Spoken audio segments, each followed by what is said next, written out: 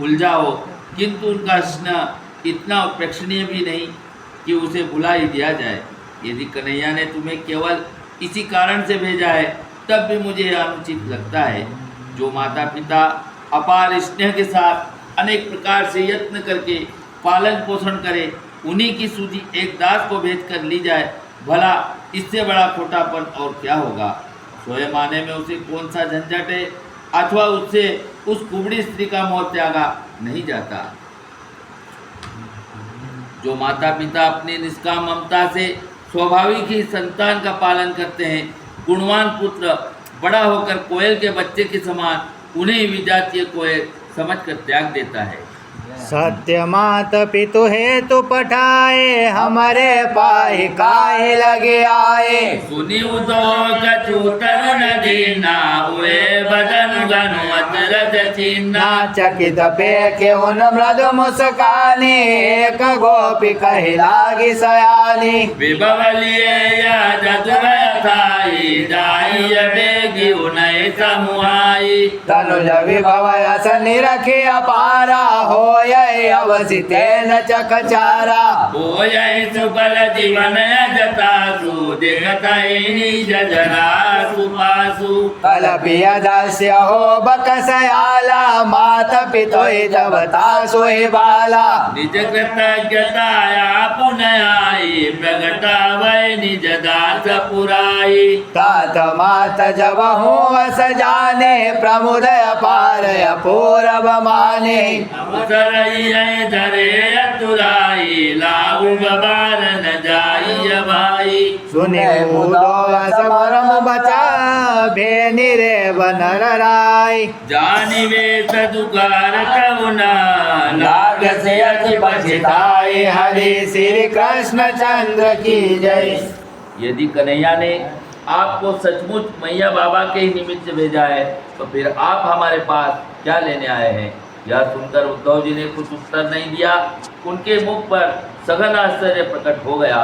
उन्हें इस प्रकार चकराया हुआ देखकर एक सयानी गोपी धीरे से मुस्कुराकर कहने लगी कि उन यादव के स्वामी का यह अथाह वैभव लेकर आप शीघ्र उन्हीं मैया बाबा के पास चले जाइए। अपने पुत्र का ऐसा अपार वैभव देखकर अवश्य उनकी आंखें महान सुख से खिल उठेगी। अपने बुढ़ापे के लिए पुत्रकृत यह उत्तम प्रबंध देखते ही आज उनका जीवन सफल हो जाएगा। तनिक कल्पना करो कि उस समय कैसा अद्भुत दृश्य होगा जब माता पिता के सम्मुख उनका अपना पुत्र स्वयं न आकर अपनी कृतज्ञता अपने एक दास के माध्यम से प्रकट करेगा। जब माता पिता यह जान पाएंगे तो वे भी अपूर्व अपार सुख मानेंगे। हे भाई, यही अवसर उत्तम है, इसलिए आप शीघ्र जाइए, विलंब न कीजिए। हे परीक्षित, उनके ऐसे वचन सुनकर उद्धव जी चुप रह गए और अपने वेश को उनके दुख का कारण जानकर अत्यधिक पछताने लगे। जय चलत ब्रह्म ते ही वे सुधरावा, तब ते निज सुभाग गरुआवा।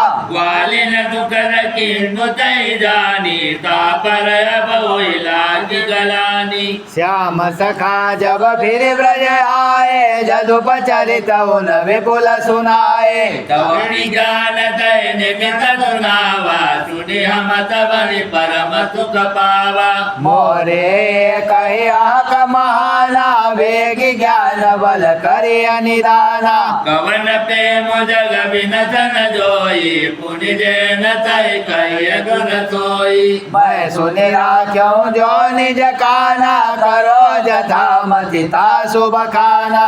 जातु मोल कछु कारण होई, अरख बुरे मुरझावै सोई। पर जोई प्रीति मूल मोह, राय निमित्तन को।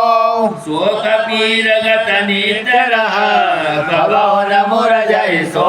श्री श्री कृष्ण चंद्र की जय। चलते समय स्वयं पर ब्रह्मा स्वरूप श्री कृष्ण ने उन्हें यह वेद धारण कराया था। तब वे अपने सौभाग्य पर गर्वित हुए थे, किंतु उसे गोपियों को दुख पहुंचाने वाला जानकर अब उसी पर उन्हें ग्लानि होने लगी।